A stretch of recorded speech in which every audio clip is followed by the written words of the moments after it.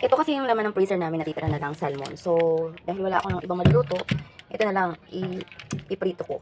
Tsaka yung konting gulay namin ng kalabasa at sitaw. Ito na yung sitaw na himay ko na. So, ito na lang yung natira kong kalabasa kasi yung kalahati na sira. Kaya ito lang yung partner ng isdang salmon na ipiprito ko. Gagataan ko na lang to. Meron din pala akong maliliit na tinapa. So, mapiprito din ako nito para malasa yung ating kalabasang ginitaan na may sitaw. Ko muna bago ko ilagay yung ating gulay.